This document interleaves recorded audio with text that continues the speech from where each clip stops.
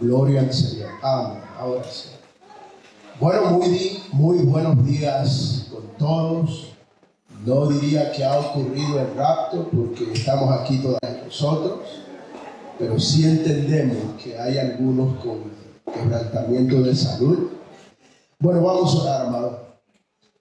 Señor, gracias por esta oportunidad que tenemos de estar aquí en tu casa, Dios. Y hemos sido intencionales en cuanto a esto, porque estamos agradecidos de todo lo que tú has hecho a favor de nuestras vidas. Durante toda esta semana tú has estado con nosotros. Señor, seríamos unos ingratos si 2, 3 o 4 horas no te dedicaríamos en este tiempo para decirte gracias, Señor, porque tú has provisto, nos has dado fuerza, has cuidado de nuestras vidas, de nuestra familia. Señor, por eso estamos aquí en tu casa, para agradecerte, Señor, para decirte que te amamos, así como lo hemos cantado. No solamente es un cántico, sino que es nuestra vida diaria en un amor hacia ti. Como dice tu palabra, no es que vosotros me hayáis amado, sino que Él nos amó primero.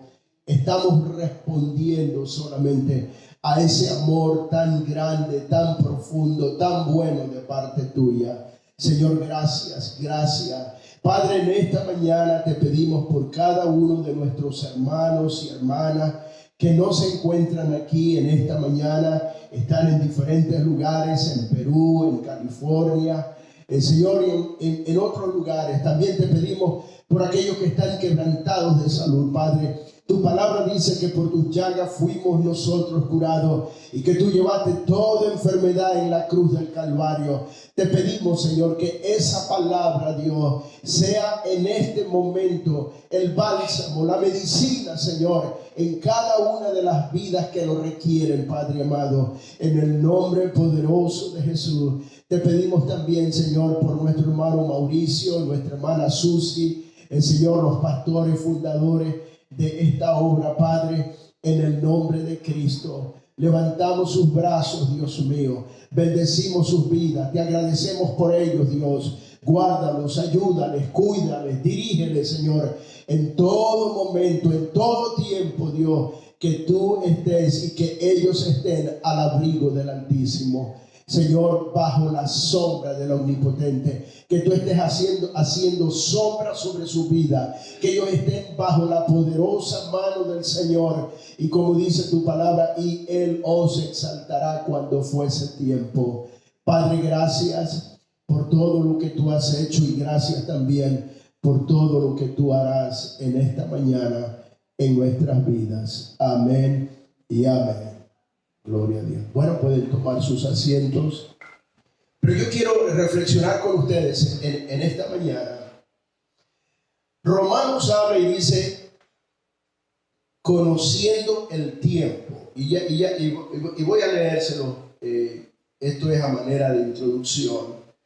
Y cuando hablamos de conociendo el tiempo, yo creo que todos nosotros estamos muy entendidos en cuanto a los tiempos que nosotros vivimos. En primer lugar, porque las Escrituras nos lo revelan. Y en segundo lugar, yo creo que es obvio cuando miramos alrededor en todos los aspectos, sea financiero, sea asunto de moral, de política, de un sinnúmero de cosas, el estilo de vida, la conducta que nosotros vemos y que quieren imponerse a niveles de gobierno sobre las escuelas. Gracias, hermano Luis. Muchísimas gracias. Vemos a dónde vamos. Económicamente se habla, ¿verdad?, de un reset, como le llaman, y funcionar, que ya el cash no exista, que todo sea digital y un sinnúmero de cosas. Algunos ven el lado positivo, otros ven el lado negativo, unimos todos estos factores, cuando oímos de guerra, rumores de guerra, que China, que Rusia, que Turquía se quieren unir, que quieren hacer guerra, quieren acabar con Israel. Quizás ustedes han oído, Israel tiene un problema político interno como nunca antes en la historia. Y como que Irán piensa que podría ser el momento apropiado para hacer lo que por años ellos han querido hacer. A través de la historia conocemos y sabemos a través de la Biblia que el Señor pelea por su pueblo. Y cuando usted ve las historias del pasado, la guerra rápida de los 7 días, o sea, es asombroso cómo ganaron batallas que eran imposibles, humanamente hablando, pero era posible desde el punto de vista de Dios. Yo recuerdo que había un judío, pero hace años, que él testificaba, y él decía que de los tanques de guerra de los egipcios, vaya, como con un pavor, un miedo que les caía, y que ellos mismos salían de los tanques de guerra a rendirse. Nos rendimos, o sea, ni hacían resistencia. Llegó un punto y definitivamente era Dios peleando por su pueblo. No obstante, el enemigo siempre ha tratado de destruir la nación.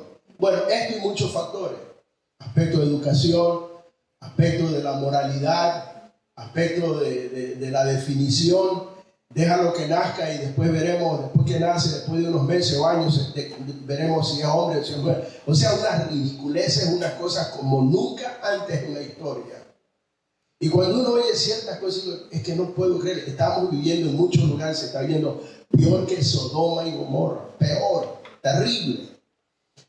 Bueno, la Biblia habla de eso. Y cuando cualquiera que mira alrededor, es exactamente lo que dice ahí en Romanos, en el capítulo 13 y versículo 11, dice: y esto, conociendo el tiempo,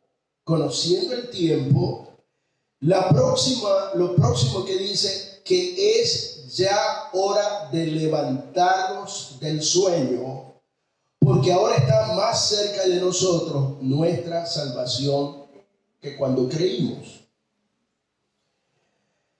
El apóstol Pablo hablaba y le hacía ese énfasis a la iglesia. En la historia de la historia de la iglesia y en el Nuevo Testamento, después que Cristo es levantado, en el libro de los Hechos habla, ¿verdad? Oh varones galileos, que estáis mirando al cielo. Ese mismo Cristo que has visto ir en gloria, así mismo vendrá. Jesús también dijo: yo voy pues a preparar lugar para vosotros, para que donde yo esté, vosotros también estéis. O sea, hay promesa de Dios de que estaremos con Él. En los primeros años de la iglesia, los cristianos se saludaban o se despedían, y la palabra era Maranata. Y Maranata quiere decir Cristo viene. Por supuesto, la presión que tenían de todo el imperio romano, todos los como fueron torturados mucho, lo que más deseaban era, vamos, la salida. Creo que ellos entendían que nos conviene irnos con el Señor, que el Señor nos lleve. Pero todavía faltaba muchísimo tiempo y muchísimas cosas que suceden. Y yo creo que algunos de los que a veces estamos bajo ciertas presiones, hay ciertas expresiones que se oyen, y quizás mi esposa hace años también. O sea, yo no era un angelito, ¿no? Gracias a Dios que el evangelio nos hace diferente, nos moldea. Cada uno tiene o viene de un trasfondo y viene con diferentes formas de ser. Llegamos a Cristo, tenemos un encuentro con Él, y gloria a Dios por los que verdaderamente empezamos a vivir el evangelio como dice la palabra. De modo que el que esté en Cristo, nueva criatura es. Las cosas viejas pasaron, he aquí son hechas nuevas. El que golpeaba a la esposa ya no la golpea porque entiende que es el vaso frágil, dice la Biblia. Hace el llamamiento: marido, amad a vuestras mujeres. Bueno, y la figura que pone es que así como Cristo amó a la iglesia, así debe amar el marido a su esposa. ¿Qué le parece? Y dice que Cristo dio hasta la vida, Él la dio por la iglesia. Oye, yo diría en algún momento, alguno de ustedes, ¿usted estaría dispuesto a dar la vida por su esposa? A lo mejor me dice, ¿qué favor que me hace? Erróneo, terrible. Terrible. Pero hermano, el Evangelio educa. El Evangelio nos educa. Nos hace amorosos. Nos hace, ¿cuál sería la palabra correcta? Sincero, gracias abuelita, así me gusta, tengo una buena asistente, gloria a Dios. Sincero, honestos, humildes. Siempre hay la idea de que los hombres son machistas. Eso no sucede aquí, por supuesto. Yo viví en California muchos años, era por allá. Pero hermano, qué bueno es cuando uno empieza a entender que yo me uní con la señora Laurita para ser felices. Entendimos, o sea, yo entendí después. Porque ese es el propósito de Dios. Y si tenemos que ser felices, vamos a trabajar de lado y lado. Y si queremos ser infelices, vamos a trabajar también de lado y lado. Ella dice A, yo digo B, ella dice que es blanco, y pasamos toda la vida peleando. Gracias a Dios que aquí en Lluvias de Gracia no hay nadie así, porque esto es pura gracia y esa lluvia que refresca. Aleluya. Pero no, el Evangelio nos educa. Yo no sé por qué el pastor me disculpa, porque ya está el pastor que nos ayuda. Estoy fuera de la homilética y de la hermenéutica y no sé, y de la astronauta. Pero hermano, de eso se trata. Yo doy gracias a Dios. Yo no nací en una cuna evangélica. Y cuando usted no nace en una cuna evangélica, vaya, papá y mamá eran buenos, yo creo que sí. Pero todo en su forma, en su mezcla con el mundo, en sus expresiones, en sus palabras, en sus tratos. ¡Wow! Y a veces uno ha visto en muchos lugares y ha tratado de ayudarle, ha visto en unos más que en otros. Y me ha tocado ver que al hijo, este animal, le dicen al hijo, este animal, y estará considerando que es él, porque él es el padre. ¿Cómo le va a decir? ¡Eres un burro! Por aquí nunca han oído esas cosas. Usted es muy culto, muy educado en su país. Pero allá donde yo vivía, allá, este burro. Si es que tú no vas a hacer nada, amado, el poder de la vida y de la muerte está aquí en la boca, en la lengua. Lo que usted declara, usted va a ir formando en mucho.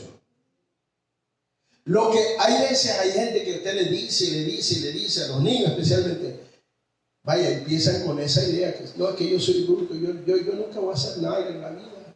¿Quién lo marcó con esas palabras? El Padre. Claro, cuando ya vienen a Cristo, hay que ministrarles, hay que orar por ellos, hay que remover todas esas maldiciones y que empiecen en una vida conforme a la palabra de Dios. El buen Padre quiere lo mejor para cada uno de nosotros. Pero bueno, dejemos esa la conferencia de matrimonio para otro día. Conociendo, amado. Entonces, yo creo que de una o de otra forma, el que lee la Biblia y el que no lee la Biblia, hoy como vivimos, ¿y a dónde vamos? Dicen muchos. ¿A dónde, en qué terminará este mundo? ¿Qué va a pasar? ¿Qué va a suceder? ¿Tendremos una tercera guerra mundial y se acabe? Vaya.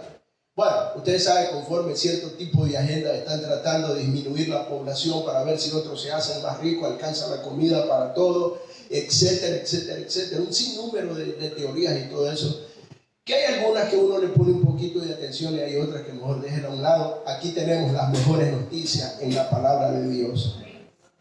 Y dice la Sagrada Escritura, y por supuesto Mateo capítulo 24 habla muy claramente acerca de los últimos tiempos. Cuando usted lee todo el capítulo 24, usted verá que dice, habla de guerra, de rumores de guerra, de hambre, de pestilencia, etcétera, etcétera, etcétera. Y usted encuentra todo lo que estamos viendo de alguna forma en los días que vivimos.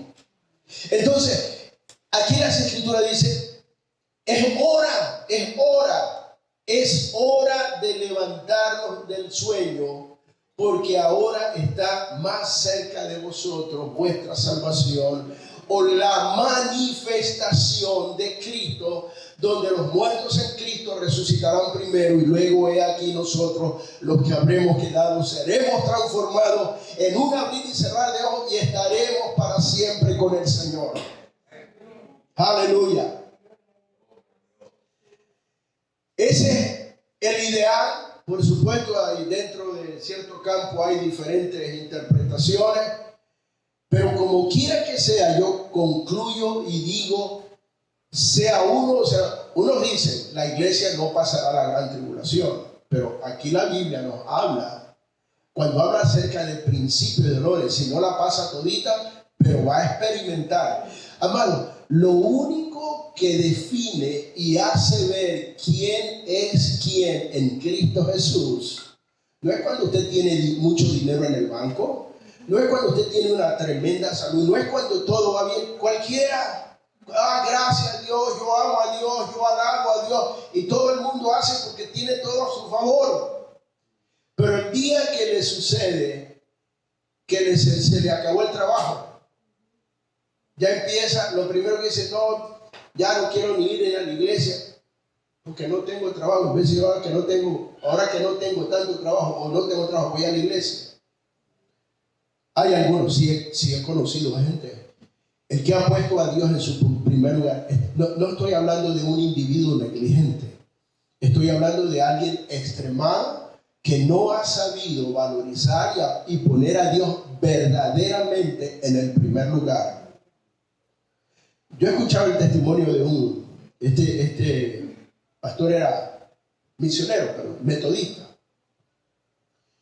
Y justamente hay una guerra que hubo en Hawái, le llamaron el Pearl Harbor, y que fue una invasión de los japoneses allá había una base americana, prácticamente eso era americano. Entonces a este misionero, los japoneses, una por ser americano y otra por ser evangélico, misionero, lo tomaron como rehén, pero lo que empezaron ellos es a torturarlo. Y dice él, el primer día él no sabía ni lo que hacer, lo pusieron unos cepos en las manos, y dice que apenas podía tocar con la punta de sus pies el suelo, o sea, lo tenían colgado prácticamente. Y trajeron una caña de bambú, le llaman, pero dice que la caña esa es bien fina. Le sacaron la ropa y empezaron a azotarlo y a darle. Él dice que cada golpe era como que con una gilet le abrían la espalda. Esa es la fuerza que le da. Oiga, y lo torturan un día, el segundo día lo vuelven y lo sacan, no es que esperaron que se le sanen todas las heridas, le dieron, hasta que ya el hombre dijo, Señor, no puedo más, haz algo porque esto no lo soporto. Y dice que al otro día vuelven, lo sacan de la celda, vuelven y le dice, Señor, ya por último le dice, Señor, llévame. O sea, ya no aguantaba. Si no haces algo, llévame. Y creo que fue como en el quinto día de tortura, él hablando con Dios, que ya no daba más, dice que él sintió como que si un aceite tibio le pusieron sobre su cabeza y empezó a correrle todo su cuerpo. Y a medida que ese aceite corría, dice, él sentía como que se refrescaba. Ya no sentía los golpes, ya no sentía nada. Y por supuesto, en la experiencia que él habla, dice que él siente que algo sucede en su vida. Y dice, yo entendí, era el Espíritu Santo que viene sobre mi vida. Y estoy hablando, y voy a hablarlo con mucho cuidado, ¿verdad? El testimonio del metodista. Y dice que él tiene una experiencia que empieza a hablar en un idioma que él no entendía. Si usted ha leído en el libro de los Hechos, usted va a ver un tipo de experiencia de esa naturaleza. Y en algunos de los capítulos habla claramente que después de que fueron llenos del poder del Espíritu Santo, empezaron a hablar en otras lenguas. En Corintios nos habla exactamente qué es esta expresión y cómo se da. Por supuesto, dentro de la lógica humana, del razonamiento humano, nadie le encuentra sentido y razón posiblemente, pero el que ha vivido la experiencia, que ha leído el libro de los Hechos, sabe exactamente de lo que se trata. Bueno, si después me llaman la atención, no hay problema, me preguntan, con mucho gusto le diré muchas cosas. Bueno, el asunto es, él empieza a hablar en un lenguaje que él nunca en la vida lo había oído, pero él sentía un gozo, sentía una alegría, sentía que Dios estaba con él, sentía que los azotes que le daban, ya no sentía nada. Y dice que los japoneses, ¿y qué idioma está hablando este individuo? Y dice que trajeron expertos en lingüística para saber qué tipo de idioma habla este individuo. Este tiene un lenguaje secreto que posiblemente eso es lo que se comunica con los americanos o como quiera que sea. Pero ¿qué es lo que tiene este individuo? Y le preguntan, oye, ¿y cuál es la lengua que tú hablas? Por supuesto, él fluía mucho en el japonés y en el inglés. Pero esta tercera lengua, él no podía ni explicársela a ellos porque una experiencia que nunca en la vida, ni en su denominación, lo habían le habían dado doctrina concerniente a esto. Y dice él que él seguía hablando y pararon ellos como que algo les pasó, lo metieron a la celda y lo sacan al otro día, lo vuelven a castigar y en un momento dado le empieza en la misma experiencia y otra vez se detienen ellos y le preguntan, ¿qué idioma es el que habla? ¿Qué lengua es que tú hablas? Dinos cuál es esa lengua secreta. Yo no estoy hablando ningún idioma que no conozco. Yo no sé, él mismo no sabía, yo no sé.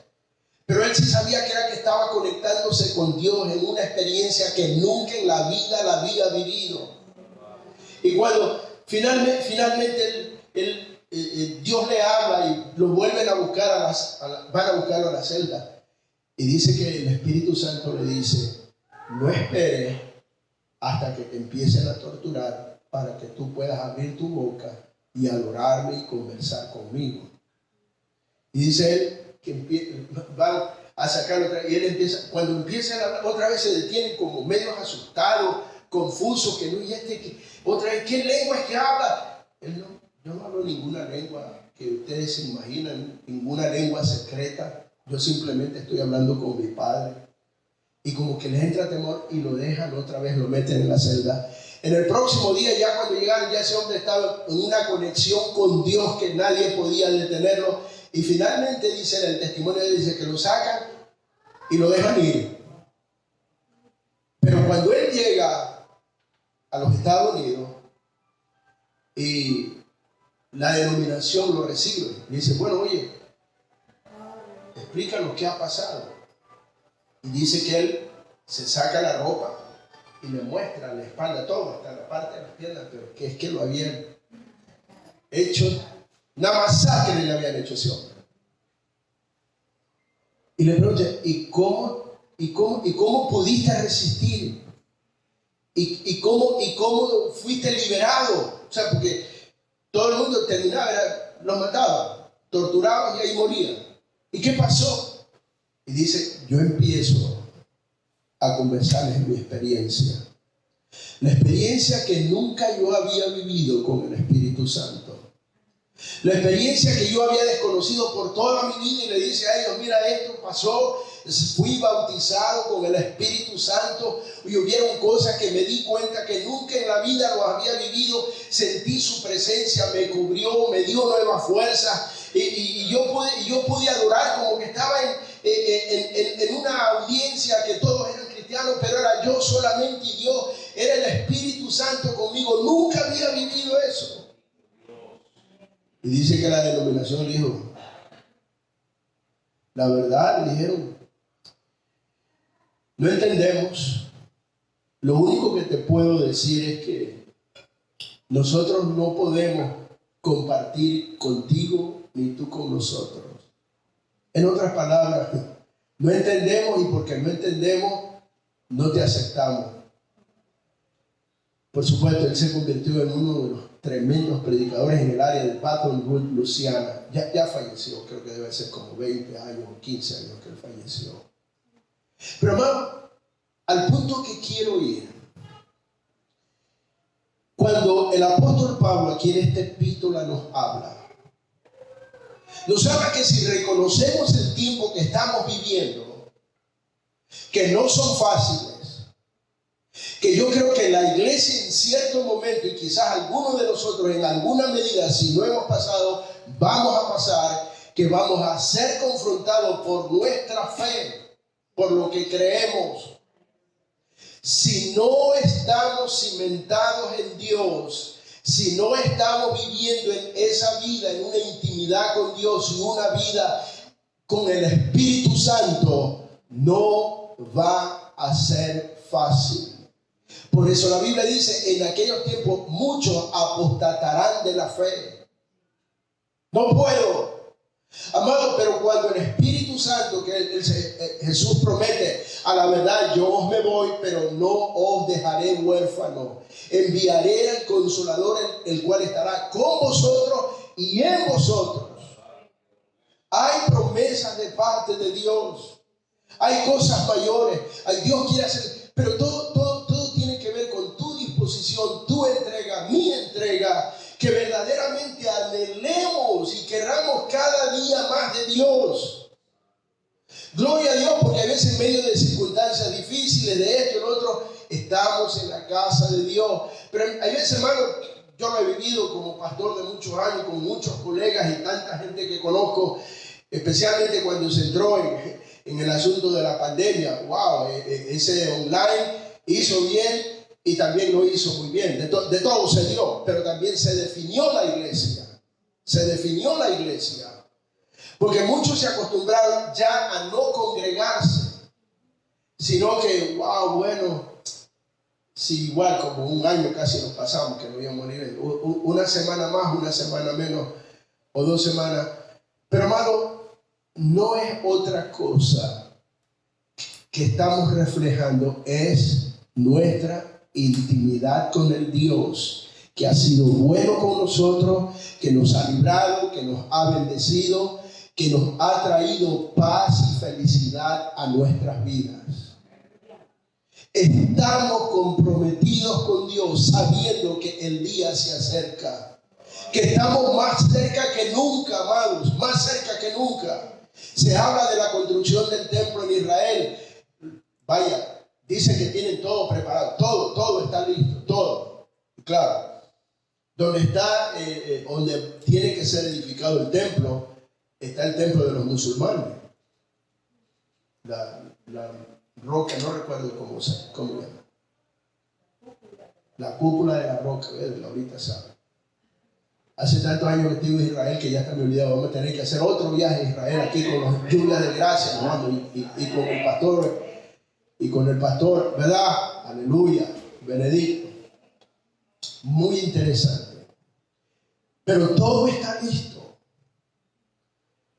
La humanidad, el desinterés, la gente, amado, las escuelas y los colegios seculares. Por eso yo les recomiendo, oremos. Yo tengo nietos, yo tengo jóvenes, wow, lindos jóvenes, pero el sistema educacional trata de destruir la fe de ellos. Que ellos se sientan como que son ridículos diciendo, bueno, Dios me ayuda.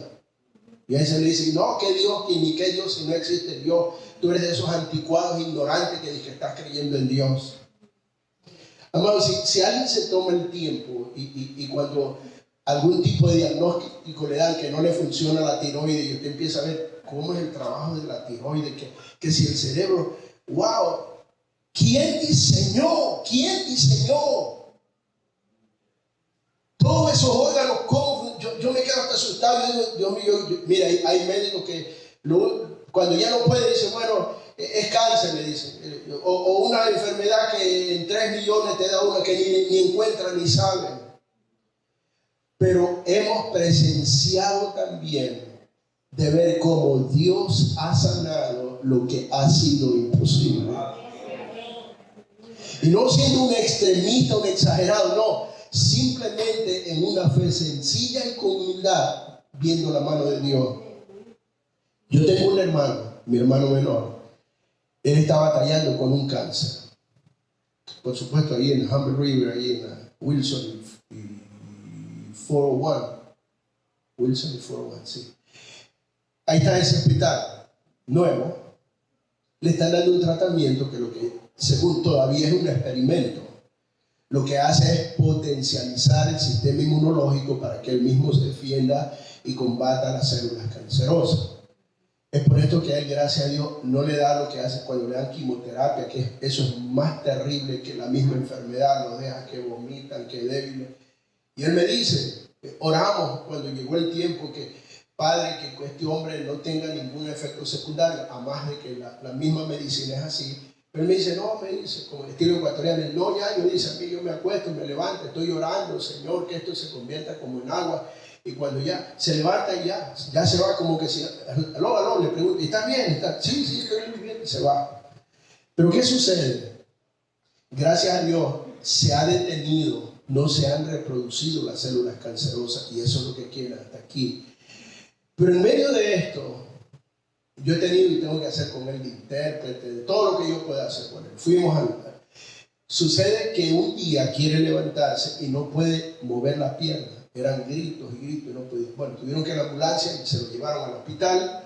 Y cuando lo llevan al hospital, según ellos, células cancerosas habían invadido en esta parte el hueso que conecta la pierna a la cadera y que había producido tiene un nombre, una fisura. Y eso le producía unas cosas terribles. Bueno, yo voy con él al Sunnybrook. Le habían hecho ya la radiografía y dice, entendemos que estás en un tratamiento por el asunto del problema del cáncer entre el riñón y el pulmón, pero este problema, vemos que el hueso ha quedado debilitado y va a haber que hacerte una operación para ponerte un platino para poder sostenerte la pierna. Y ya era una operación un poquito larga y vinieron todos los detalles. Pero dice, por ahora lo que queremos es bombardear con radioterapia las células cancerosas para que no se riegue, porque si se va a la médula, hasta ahí nomás llega la historia. Entonces, bueno. Y estuvimos orando, tenemos una plataforma 6 de la mañana orando con un grupo de hermanos. Le dieron, me parece que 7 o 8 tratamientos. Me tocó nuevamente estar en eso y voy ya al último. Cuando fue la última, ahora sí el traumatólogo tenía que ver ahora para el asunto de la operación.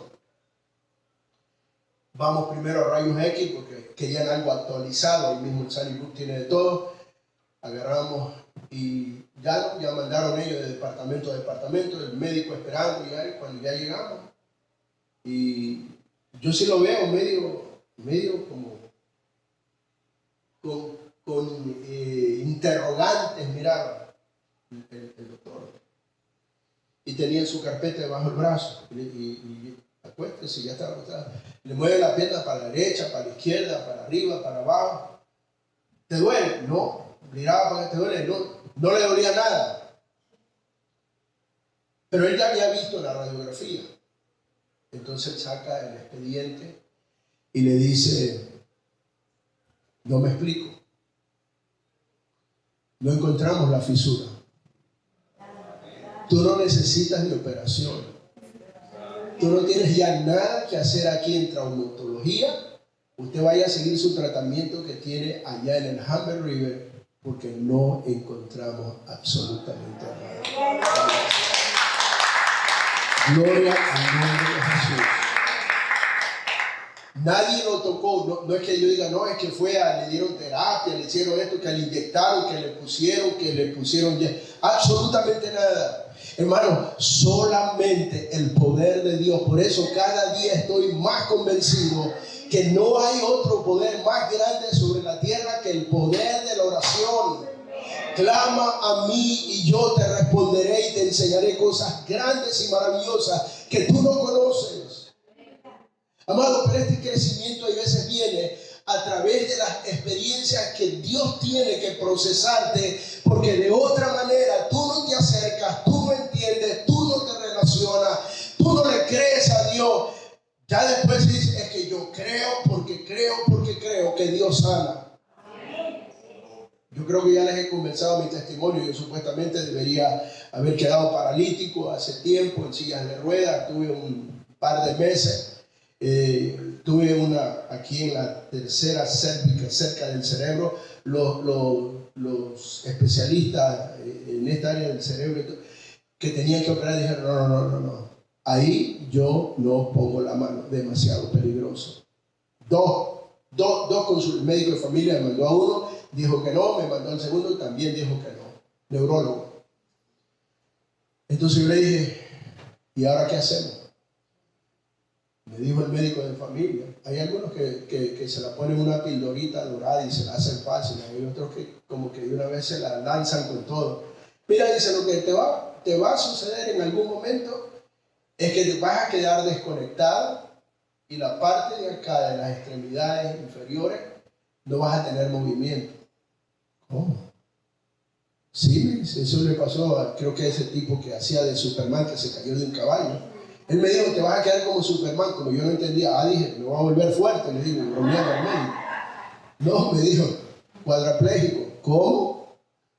Cuando me dio ese diagnóstico, yo miraba a mis nietos, que todavía tenía que estaban pequeños, que ya esta es una historia de hace algunos años, ya uno de ellos ya es un jovencito. Y cuando esto sucede, claro que yo sí dije, Dios, hasta aquí llegué. Pero son procesos que lo van a hacer crecer en fe a uno.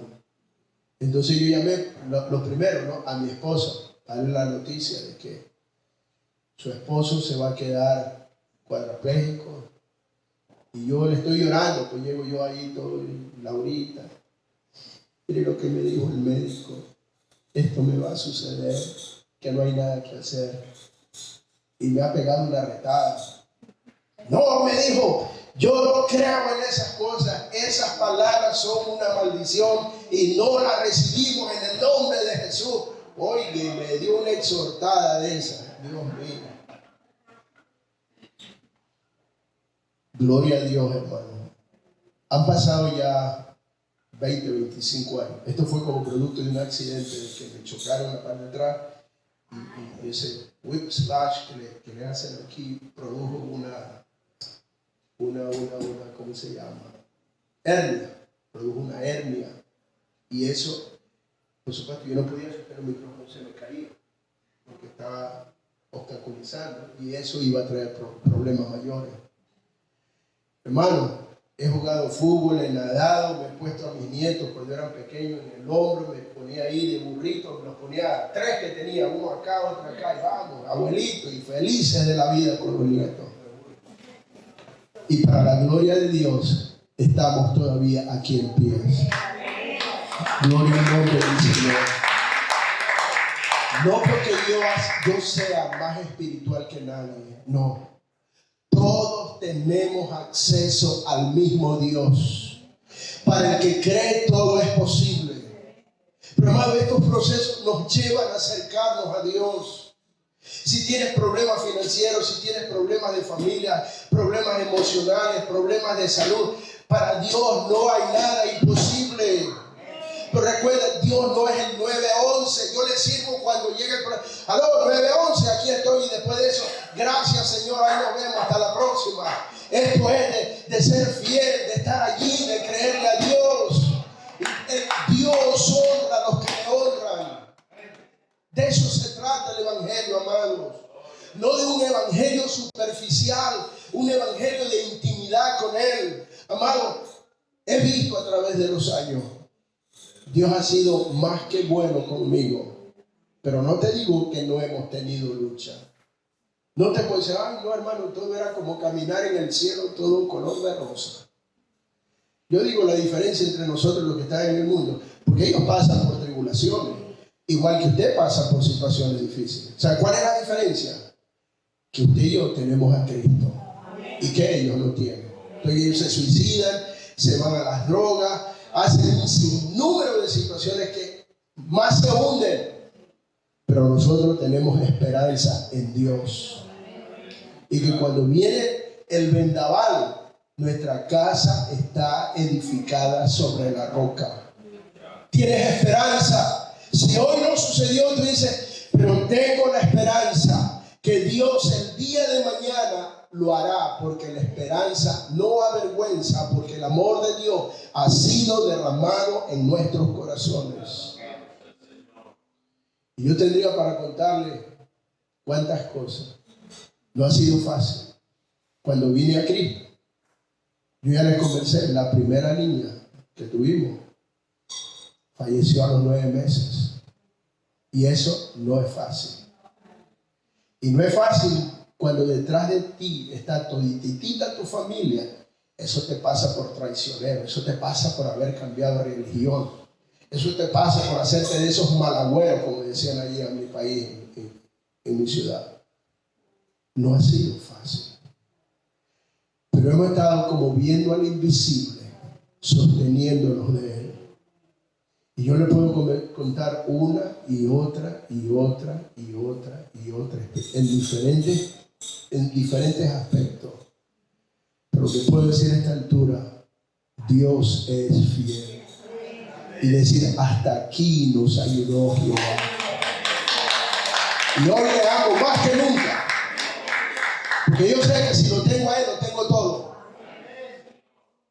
Pero va a llegar un momento que usted y yo nos definamos. Si no te definiste ahora, espérate. Que te va a decir, y tú eres evangélico. Alguien, no sé si era anécdota o si fue cierto, que ahí en una de esas naciones que persiguen a los cristianos, entraron con metralladora y estaban reunidos clandestinamente.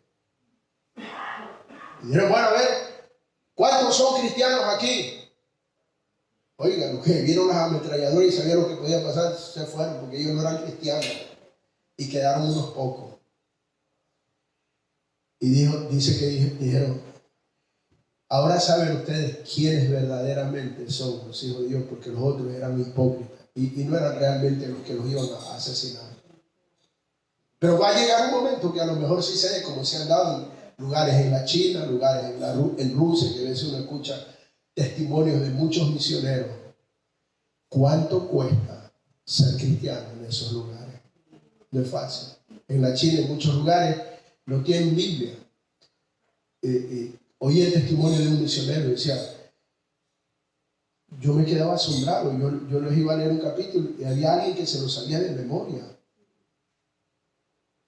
Entonces dicen ellos escriben la Biblia, porque no todo el mundo tiene Biblia. O sea, si logra alguien tener Biblia, empiezan ellos a escribirla y a memorizar lo más rápido posible. Y muchos ya están en cárcel y dicen, bueno, es que en la cárcel tenemos tiempo y nos memorizamos la Biblia.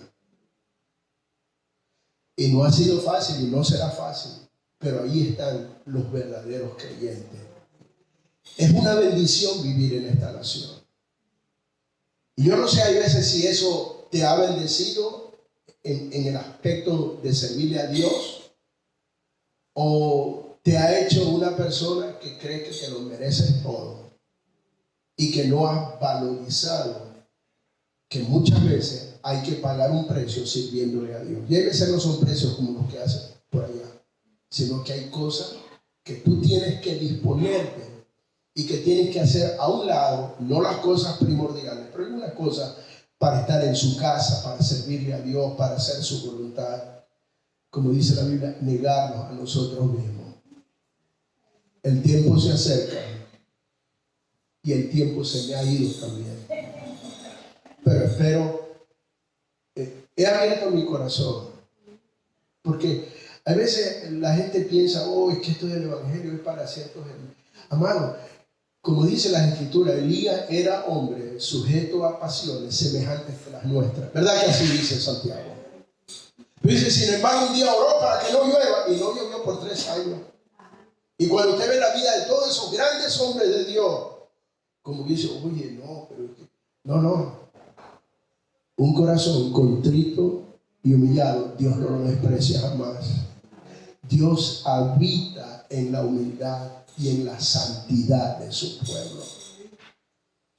Y todos nosotros, todos ustedes, todos nosotros, es un solo Cristo, el único y el que una sola sangre hemos sido redimidos todos. Y un solo espíritu, una fe, un espíritu y un bautismo, dice la Escritura.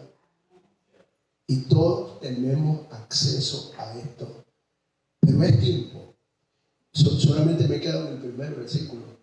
Es tiempo, es hora de que nos levantemos del sueño. Porque a veces como que estamos medio dormidos espiritualmente.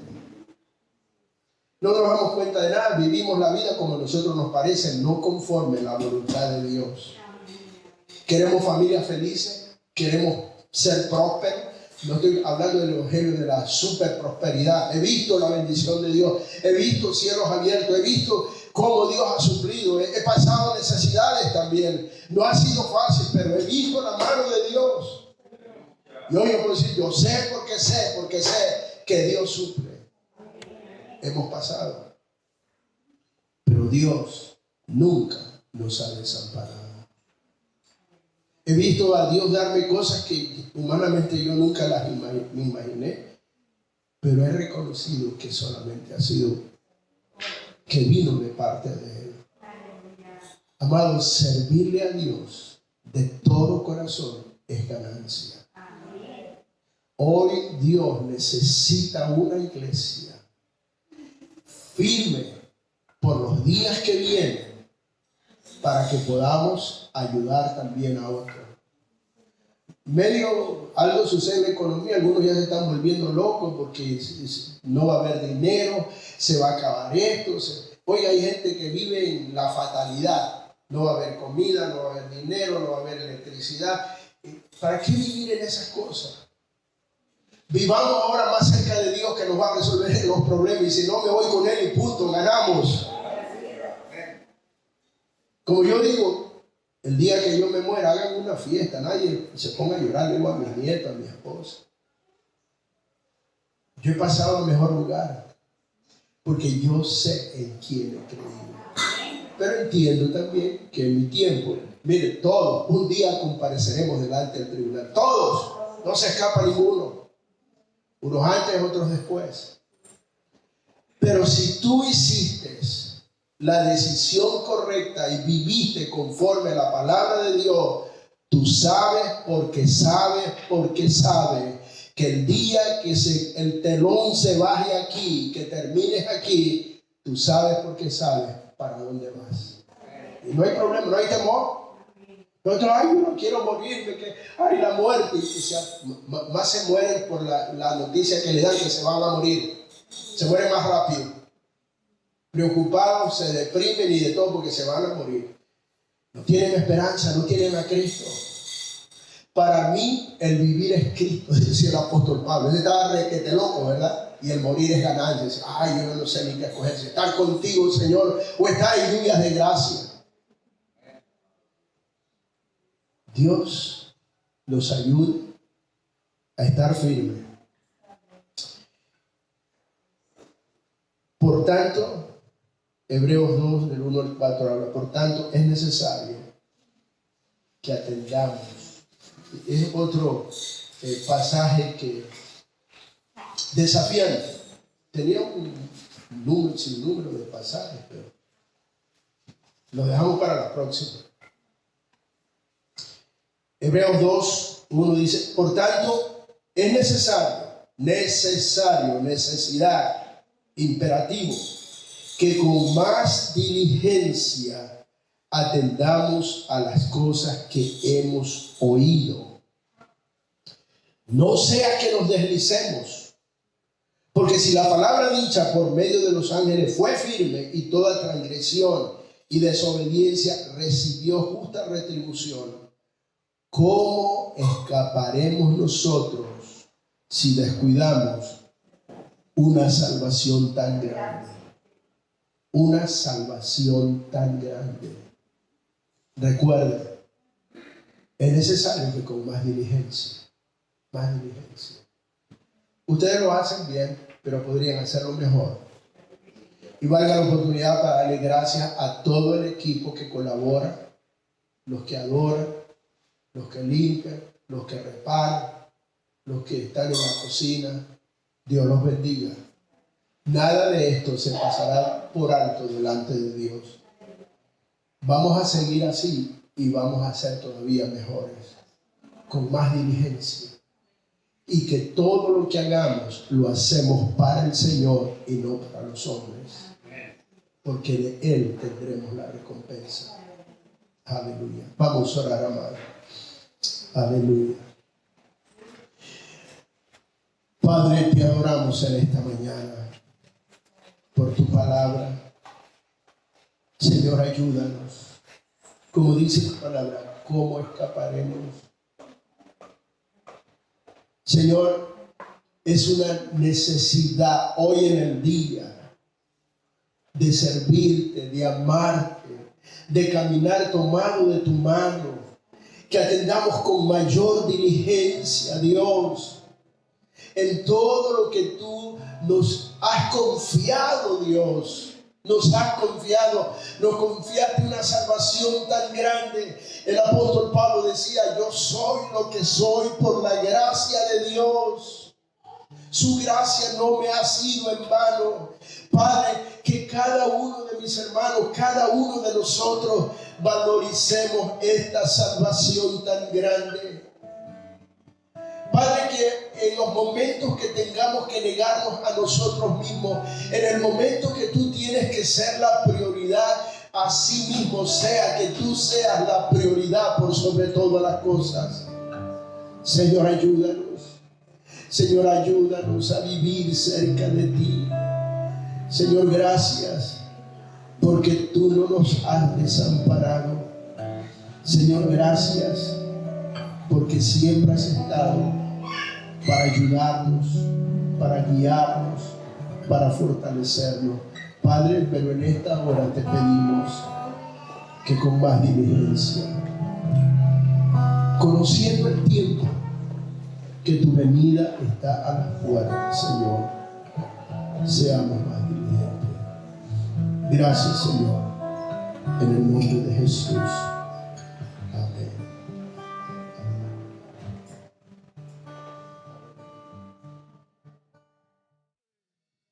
Su nombre es digno, Él es digno de toda adoración, toda la gloria, toda la honra. Al Rey de Reyes, Señor de señores, santo eres tu Señor, santo eres tu Rey.